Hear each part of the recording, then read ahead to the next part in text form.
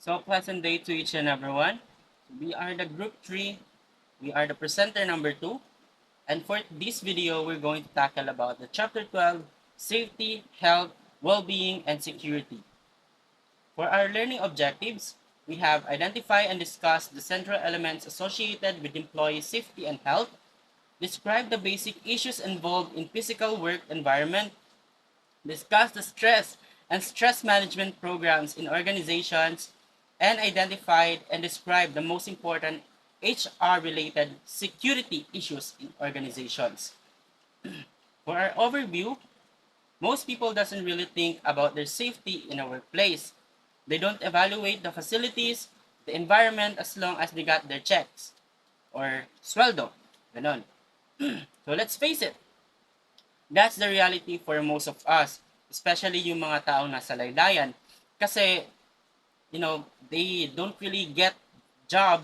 So, ang nangyayari, kumakapit sila sa patalim. Also, they trust their employers, thinking that they are in the right hand, pero hindi pala. Dun pala sila napapahamak. Now, workers think they cannot control stress, but that is not true because we have factors that causes the stress. Meron tayong long hours of work and yung pressure natin to meet the deadlines.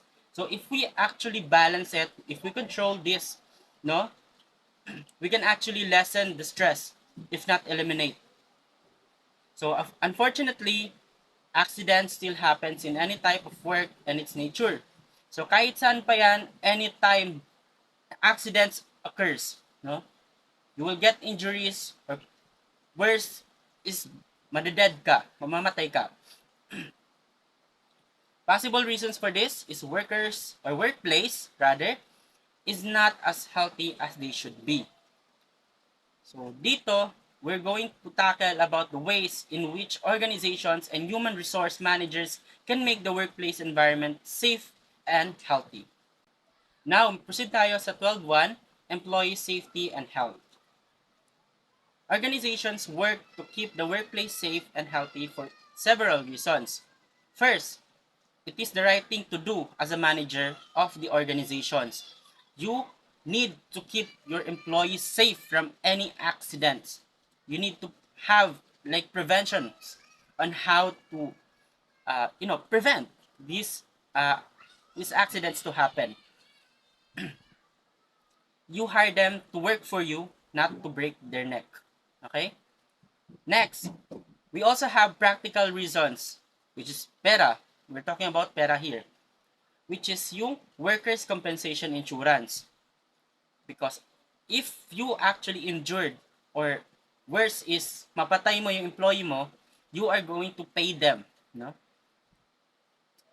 You're going to pay them for your lack of safety and health protocols. Kasi if there's accidents, there's a lot of cost to it.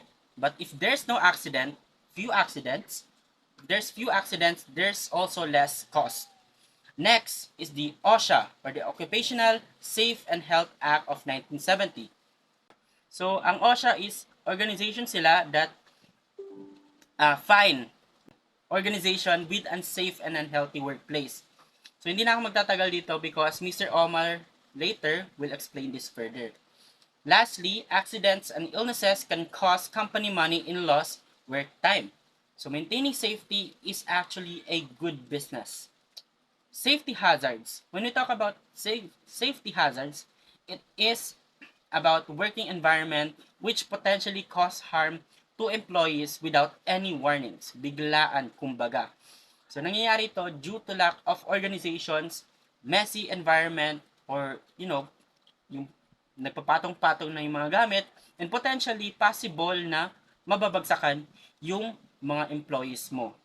Next, health hazards. So, on the other hand, this talks about harm that slowly kills an employee. So, most likely nangyayari sa mga workplace with chemicals, yung nature ng kanilang works. So, anong nangyayari? Nalalanghap nila yung mga chemicals and it causes several lung diseases, heart illnesses, or any internal illnesses. So later on, matatakal natin yung 7 major categories of occupational illnesses. Now, proceed naman tayo sa 12.1a. Common workplace hazards and threats. So, workplace accidents often result from environmental hazards, risky behaviors, and long-term health threats. Now, dito tayo sa environmental hazards. Example nito is mga wet floors, loose carpeting, mababang ceiling, makipot na daan, crowded places, poor ventilation and lighting, defective equipments, not wearing or not providing proper PPE or personal protective equipment to the employees, and unguarded machines sa mga manufacturers ang nature ng kanilang work. This actually causes safety hazard. Ito dapat yung mga tinututukan at kailangan i-prevent ng mga organization in order for them, no, to lessen the accidents among the employees. Nabanggit ko rin yung unguarded. So yung guarding, we have here the term guarding means shield, no? It is a equipment that prevents the employee from coming into contact with the moving machine, especially sa mga machine, yung kanilang nature of work, mga manufacturing yung setting nila. So, it is very essential for them to have these equipments para maiwasan yung accidents. Now, let's proceed naman sa risky behavior. So, it talks about our behavior, sariling katangahan in the workplace. Kumbaga. So, sometimes kasi it is the employee who were putting themselves in a dangerous situation. So, isa na rito yung improper use of PPE or the personal protective equipment or hindi pagsusot nito. Taking shortcuts instead of following the step-by-step procedure and horseplay, or fooling around or playing in the workplace. If you know that your workplace is dangerous enough, no, dapat you're not fooling around in it, especially if the setting of your or the nature of your work is manufacturing. Maiipit ka talaga doon, mamamatay ka, ma-accident ka. Okay? Now, let's go with the long-term health threats. So it is an hazard that include exposure to chemicals, toxic fumes, asbestos. Ito na yung, as you can see in the right side, the picture there, it is an asbestos. Commonly ginagamit siya sa mga infrastructure, ganyan. Ang nangyari is, nai-inhale siya kasi malilit lang siya parang invisible siya to the naked eye. So, ang nangyari, nai-inhale siya ng mga workers, ng mga employees, and it causes several lung diseases, which is mapag-uusapan natin or mabibigay ko mamaya after this. Ayan. Let's continue. Unsafe building materials posing serious health risks in certain industries. So, meron tayo dito, U.S. Department of Labor has identified seven major categories of occupational illnesses. Nandito yung occupational skin diseases or disorders, dust diseases of the lungs, dito na yan, yung asbestos. Pupunta siya sa lungs and it causes several lung diseases. Respiratory conditions due to toxic agents, poisoning, disorders resulting from physical agents, disorders associated with repeated trauma, and other categories of occupational illnesses. The Occupational Safety and Health Act of 1970, or OSHA, was passed in response to concern over work safety and health, as approximately 15,000 work-related deaths occurred annually in the U.S. at the time. Through the Occupational Safety and Health Administration, which is currently a division of the Department of Labor, OSHA gave the U.S. government the authority to establish and implement safety regulations. The Department of Health's National Institute for Occupational Safety and Health carries out studies to develop safety standards which OSHA then enforces. Employers must keep informed of the safety requirements that OSHA issues and disseminates on a regular basis. Inspections are used to enforce compliance, and serious violations can result in penalties or even jail time for businesses. Additionally, employers are required to notify OSHA of significant accidents and kept thorough records of occupational injuries. Organizations have a choice to take precautionary measures against accidents, and one safety approach is safety engineering. Safety engineers are experts who create solutions by recommending designs that can deal with dangerous situations. Organizations providing protective clothing and safety devices to employees can also help prevent workplace accidents. Many factors reducing workplace accidents are employee training, safety incentives, and behavior modification training. Safety climate is the perception of an organization's level of concern for safety. Next topic is controlling occupational diseases. Unlike many workplace accidents, occupational diseases are sneaky. Their effects often don't show up for years, making it hard to know if a safety measures are working. Now, think about it like this. You wouldn't know if a new sunscreen is effective until you've used it for months and haven't gotten sunburn. Similarly, the impact of workplace safety protocols can only be fully assessed over an extended time. Now, let's look at the Fukushima nuclear disaster cleanup as an example. Now, 50 brave volunteers clean up, clean up the plant facing incredibly high radiation level which 5 times the US limit. Sadly, the Sadly, the 5 workers died. Now, experts believe that the long-term health consequences will be far less severe than Chernobyl. Chernobyl, as you may know, led to over 6,000 thyroid cancer cases, primarily from contaminated milk. Now, why the difference? The Japanese authorities implemented rigorous safety precautions at the Fukushima. This included daily use of protective gear like airtight suits and gloves, regular radiation and chemical testing of the workers, and strict controls to prevent contamination of the food and water. Next topic is the physical environment where employees' work is super important. It can affect their safety, health, and happiness. Now imagine sa classroom kapag masyadong mainit, maingay, or magulo, sobrang hirap mag-focus at mag-aral. Similarly, parehas lang din sila sa work environment. So a good work environment makes people feel comfortable and productive.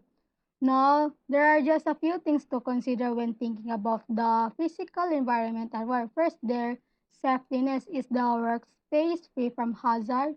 Are there things that could cause injuries? No, sa health naman, is the air clean? Is there enough light? Is the temperature comfortable?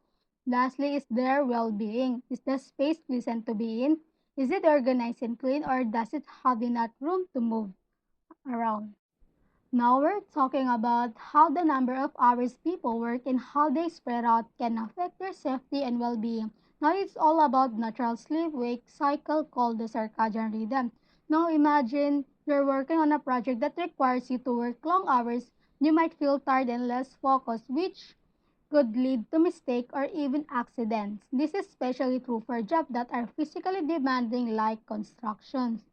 So in different work schedules, some people prefer work longer hours a few days a week, while others prefer shorter days spread out over more days. What works for more one person might not work for another. In compressed work weeks, these are scheduled like 4 days on, 3 days off. While some people like the extra time off, it can also lead to fatigue and make it harder to adjust to a normal sleep schedule. Lastly, the shift work. Working night shift is tough on your circadian rhythm. It can be hard to adjust and it can lead to health problems like ulcers. The rotating shifts are even worse because you never get into the consistent rhythm. So it's important to find work schedules that are safety and healthy for employers. It's not just about how many hours some people work, but also how those hours are spread out and how they align with our natural sleep-wake cycle.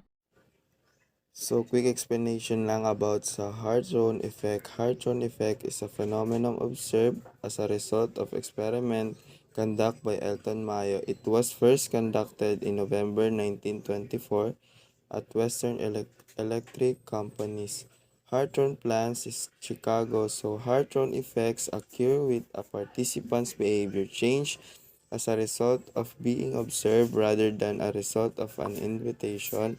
Basically, ang heart-rate effects is once gina-observe ang manager or supervisor ang isang employee, mataas ang chance na mas lalo niyang galingan sa work niya at magbago ang productivity toward their works.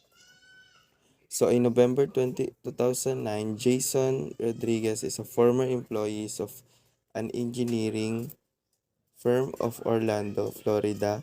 He is entered the company's office of often fire with a handgun killing person, one of wandering others, but 2 years earlier, Rodriguez has been fired from Reynolds, Smith, and Hills.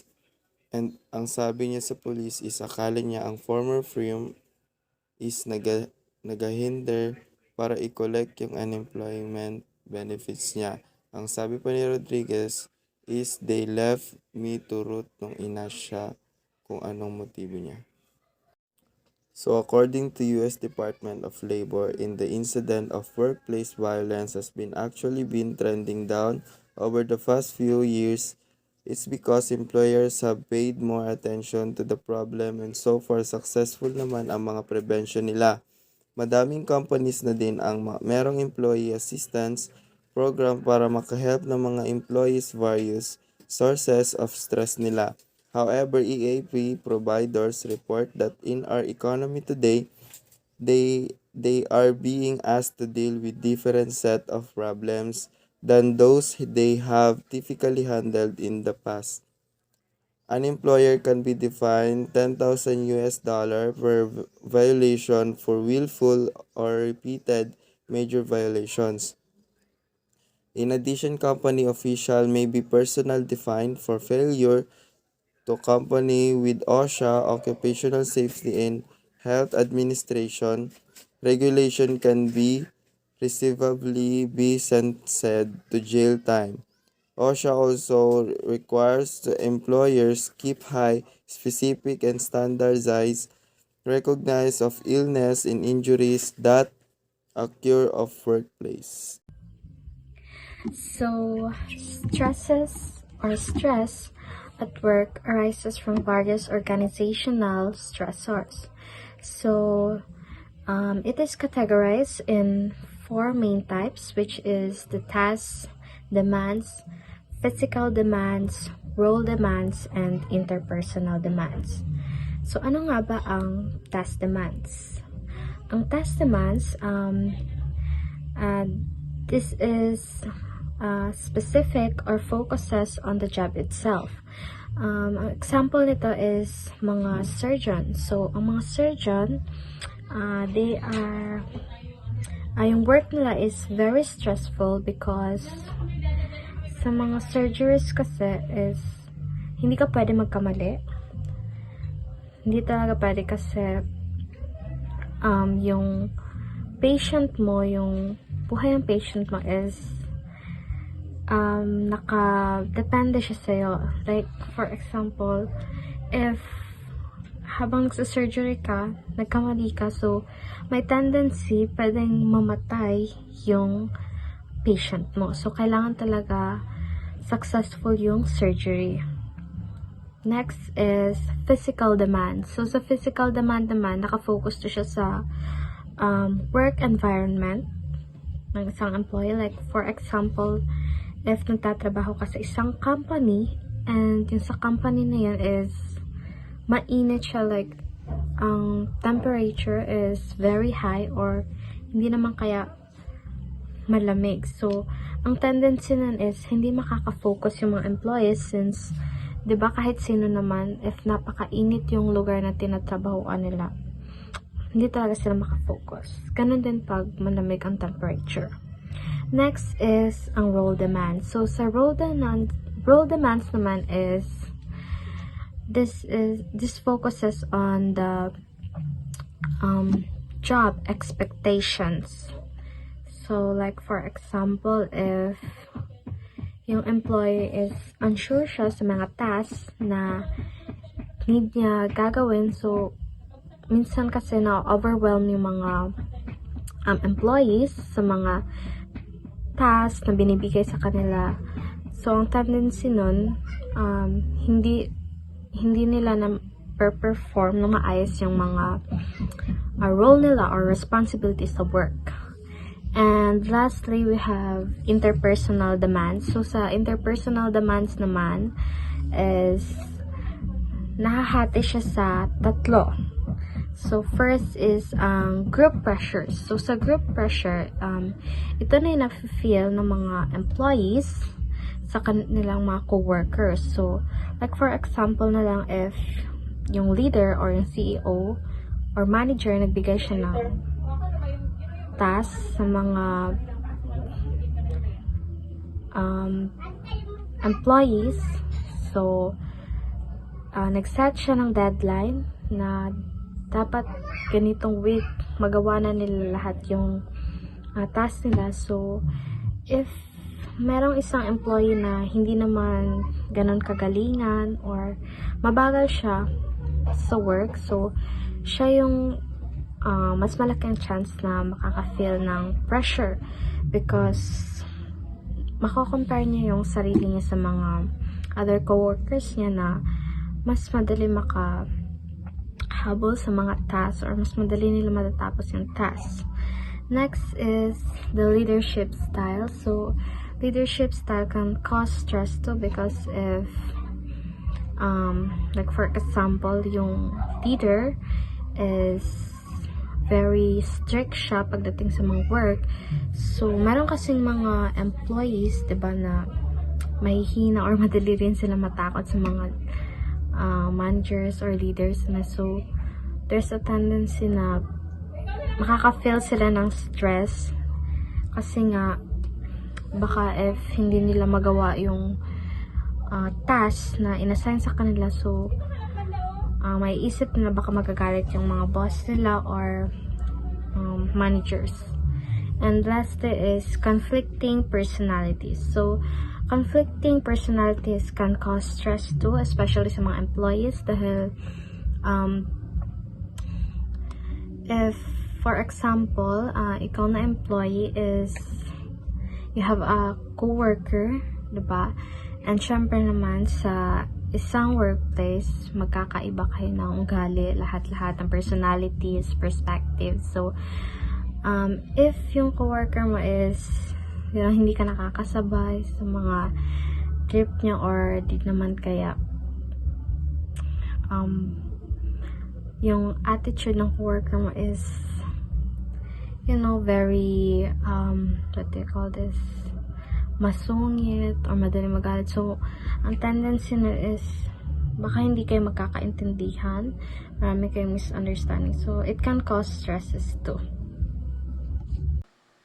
Now proceed tayo sa 12.3b, which is differences in how one experience stress. So, meron tayo ditong personality or different personality, which plays a significant role in how individuals experience stress. So, in total, we have 5 personality. So, first one is the type A personality. So, they are known for their competitiveness, highly focused on their work, and have a few interests outside of work. Sila yung puro work lang, and they don't have, or they have few interests on other than work. No? While yung type B personality is kabaliktaran naman nitong type A personality. So, they tend to be less aggressive, more patient, and more easygoing. Next one is the hardiness, a personality trait that reduces stress associated with stressful events is also related to stress.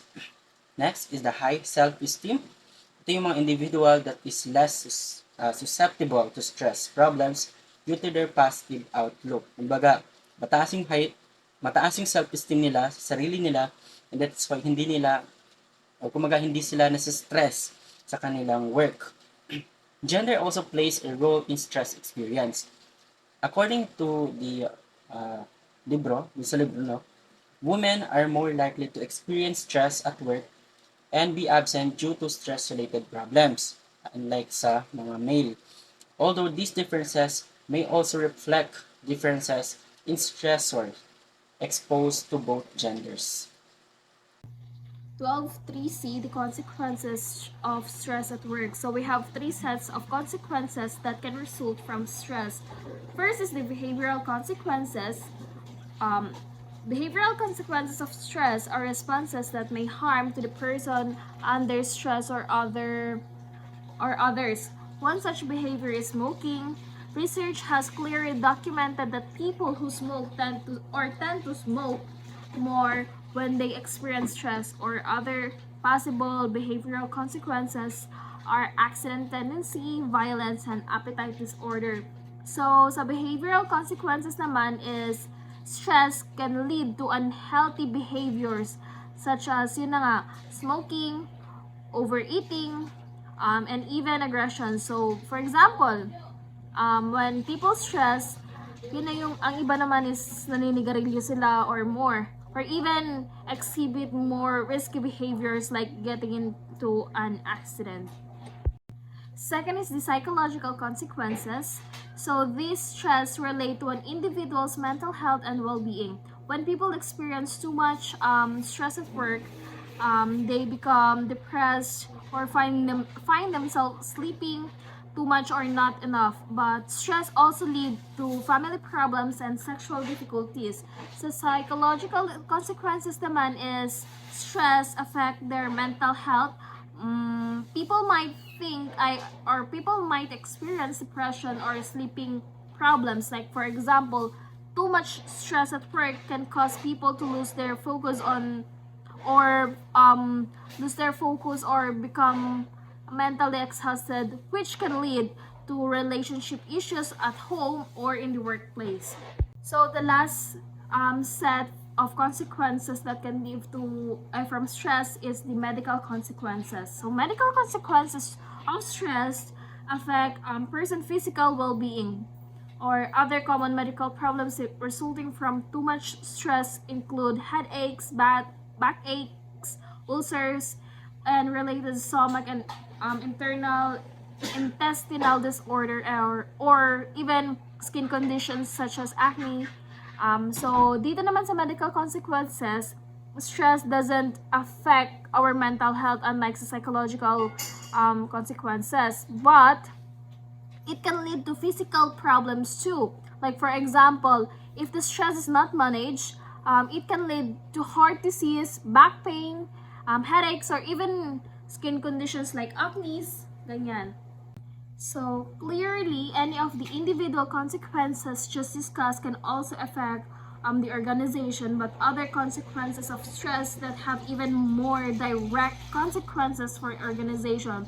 So first is the one clear organizational consequences. This is too much stress is decline performance for operating workers, such as decline can translate into poor quality work or a drop productivities.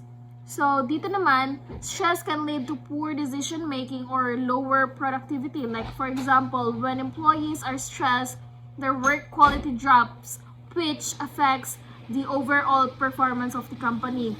Second is the another direct organizational consequences of employee.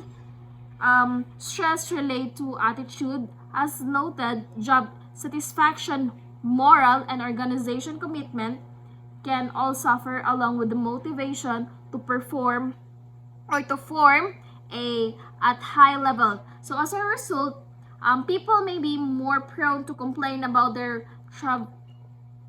trivialities, do only enough work to get by, and so forth. So in another direct organizational, this is the negative attitudes that stress can also cause a decline in job satisfaction, motivation, and morale. Like for example, a stressed out employee might stop caring about their job, but do the bare minimum or become more likely to complain even small things. So burnout. This is a general feeling of exhaustion that develops when an individual simultaneously experience too much pressure or too few sources of satisfaction. So ang burnout is hindi lang nakaka-apekto sa every individuals but pati na rin sa company. So yan na yung mga pag nape-pressure sila pag binibigyan sila ng work. So, it can cause stress. That's what we call burnout. So, turnover refers to people leaving their jobs, whether voluntary and involuntary. Dito naman sa turnover, yan na yung kapag nagre-refer siya sa employees like kapag umaalis sila sa job nila, parang sila na yung nag-volunteer. Parang ganon. So, last is this dysfunctional behavior may be even more costly for an organization like theft, sabotage. That is the example of dysfunctional behavior, which result in direct financial costs for an organization, like sexual and racial harassment are also costly to an organization, both directly or by lowering morale, producing fear, and driving off valuable employees. So any directly through financial liability if the organization respond inappropriately. So ang dysfunctional behavior naman is nagre-refer siya sa negative action that may harm the organization or in a workplace. Yun na nga, katulad na sinabi ko sa yung pagnanakaw or pagsasabotage nila or even harassment, sexual harassment. That's all. Next is wellness programs in organizations. So organizations are using two main strategies to help employees manage stress: the institutional programs and the collateral stress programs. So basically, institutional programs are about using the organization structure to manage stress. Parang inaayos nila yung trabaho at schedule para hindi masyadong nakaka-stress. They also try to create a healthy work culture, yung tipong balance ang work-life. Supervisors are encouraged to keep workloads fair kasi alam naman natin na sila talaga ang may impact sa stress levels ng employees. Next is the collateral stress programs. These programs are specific interventions like health screening or fitness programs meant to reduce stress directly. For example, si Lockheed Martin, nagbibigay sila ng health screenings. Tapos, yung ibang companies like Raytheon and LL Bean is my on-site fitness centers pa. Medyo magastos ito. Pero, nakakatulong sa employees na maging active, which is believed to reduce stress. However, this effectiveness ng programs na ito ay medyo mixed, especially sa mga smaller companies na limited ang resources at minsan kulang sa comprehensive wellness options. Most programs are backed by anecdotal evidence or employees' experiences.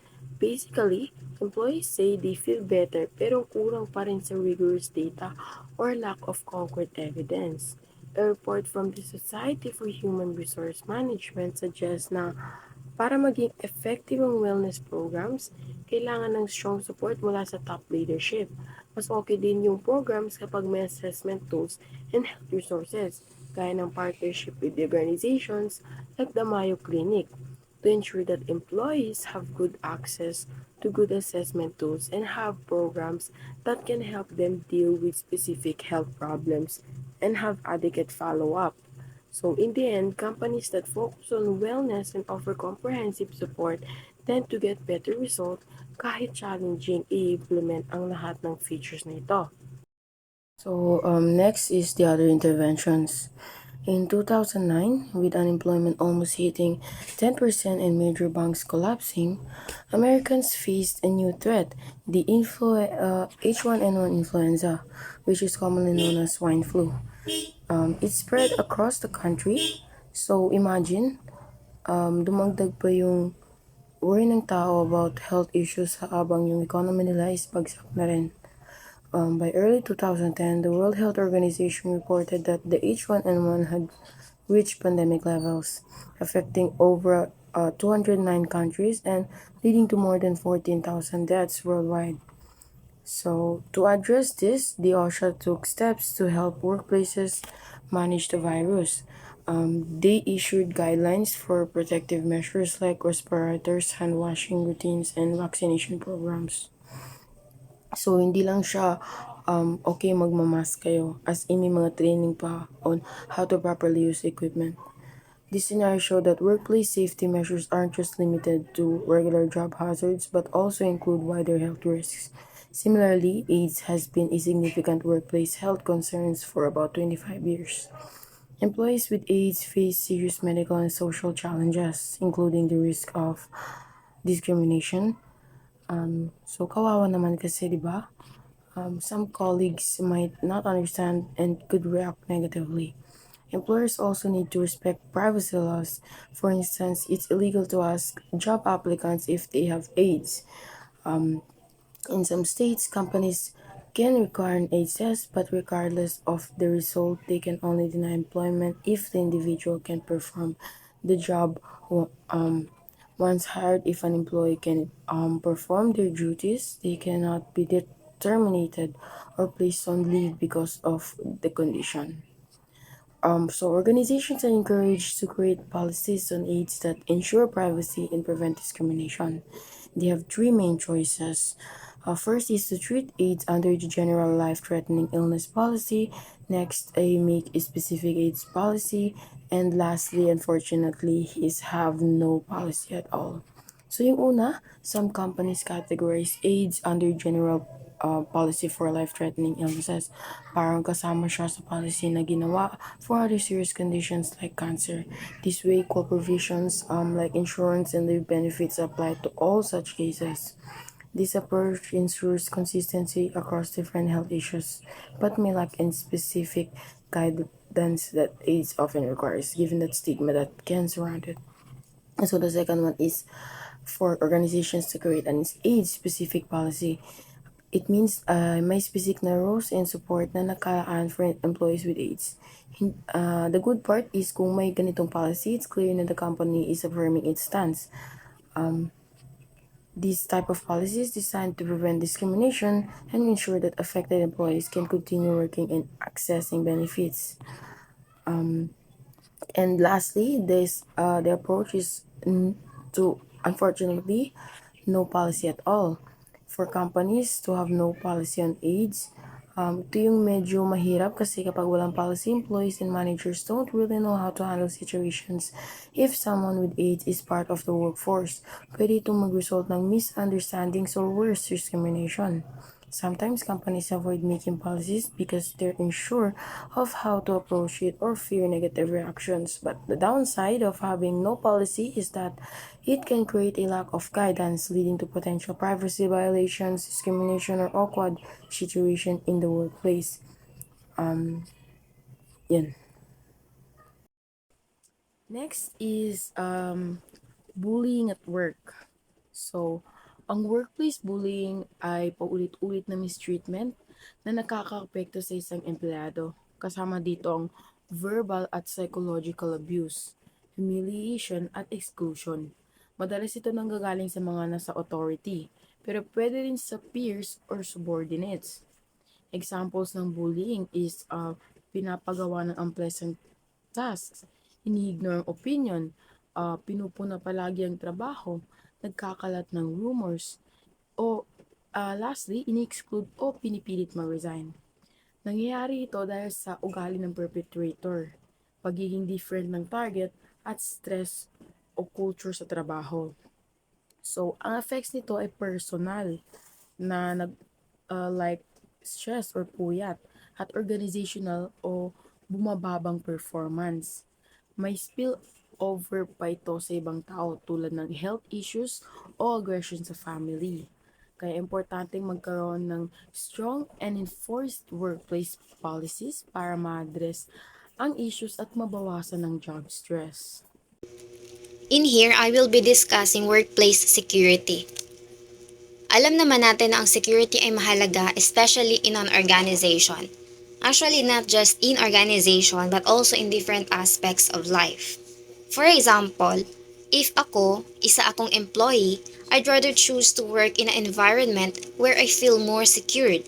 However, we can't really avoid that there are really jobs that are dangerous. But as to these aspects, organizations where they belong ensures that their safety is still the organization's top priority, especially to those employees who are regarded as blue-collar workers. Ito yung mga employees na nagre-require ng physical strength sa work nila. Example is yung mga workers sa mga planta, yun. Regarded as blue-collar workers yun sila. It says here that security can be threatened or guaranteed in different ways at work. Also, employees feel more secured when working on organizations with low accident rates. Of course, sino ba naman ang employees na gugustuhing magtrabaho sa isang organizations kung saan mataas yung accident rates nila, 'di ba? Even kayo, if mag-work kayo, you'd rather choose to work in an environment with records of low accidents for you to ensure your safety, of course. On the other hand, impending or actual layoffs create a feeling of job insecurity among employees. Bakit nga ba? Simply because walang kasiguraduhan kung maaapektuhan ba sila ng further implementations ng layoff ng isang company or organizations na kinabibilangan nila. At bakit naman insecurity? Since uncertain na yung future nila sa company, which also leads to stress among employees. Gaya na lamang na naitala na case noong 2010 kung saan mataas ang number ng unemployed individuals. Very few na lang yung may assurance na magtatagal talaga sila sa company or sa work na kinabibilangan nila. We also have this topic of private pension plans. So, yung mga companies or organizations, nagpro-provide sila ng mga private pension plans sa kanilang mga empleyado, for example, SSS, so that yung mga employees, even if mag-retire na sila, is meron pa rin silang enough money to sustain their living. Especially kapag yung mga old ones natin, hindi na masyado kayang mag-work pa. So, yun yung purpose ng pension plans na binibigay ng mga company at organization sa kanilang mga empleyado. We also have these insurance programs gaya ng health insurance at disability insurance. Health insurance like for example, medical assistance and disability insurance for those individuals who are considered PWD individuals. On April 11, 1995 is the date where a terrorist attack happened in the facility of Alfred P. Murrah Federal Building in the downtown Oklahoma City. This incident caused 168 people being killed, and it was recorded as the worst terrorist attack happened in US. However, this incident didn't cause harm or threaten even the US security. Nasundan pa ito noong 1993 sa World Trade Center which killed 6 people. So, wala pa ring mga safety measures regarding the attacks. Not until may nangyari ulit na pag-atake noong 2001 sa World Trade Center ulit, this incident caused the US government to take necessary measures. So, dito palang nag-take actions yung US government regarding the terrorist attacks, kung saan nagpasa sila ng mga batas regarding sa mga ganitong incidents. Example of this act is the USA Patriot Act, especially under sa administration ni President George W. Bush. Nagpasa sila ng mga necessary measures regarding these attacks. And then, nagdagdagan naman ito ni President Barack Obama noong 2013, nung umupo na siya after ni President George Bush. So, si President Barack Obama, he continued and expanded further those security measures. While considering expanding those security measures under sa administration ni Barack Obama nagkaroon pa ito ng debate regarding the USA citizens, kung saan sabi dito na mas humihigit na raw yung security ng tao over their privacy. So, of course, mas pipiliin pa rin ng government ang security ng tao over their privacy. So, additionally, we have Edward Snowden. Si Edward Snowden, isa siyang former contract employee ng National Security Agency or also called NSA. Sabi dito ni Edward Snowden that the US government violated multiple times the privacy of the US citizen through widespread wiretapping programs. So my name is Nadia Makuan. I will be talking about workplace security. So we're still in the workplace security. So we have here the NSA surveillance and privacy concerns. So after 9/11, the US government started monitoring people's phones data more closely to identify potential terrorist threats.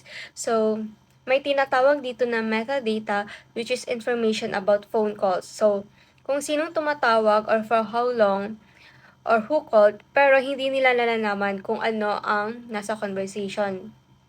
So this raised question about privacy. How much personal information should we give up to feel safe? So imagine you're being watched or monitored online even if it's security. So syempre may mga tao na nako-conscious. So in this case, many Americans started questioning if it was worth the trade-off for security. So second, the impact on hiring and immigration.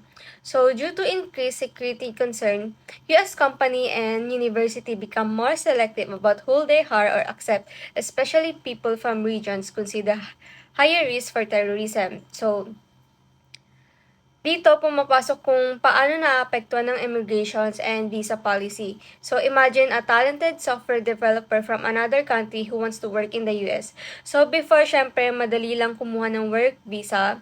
Pero pagkatapos na nangyari sa 9/11, mas mahirap na para sa kanila kahit na skilled workers naman sila.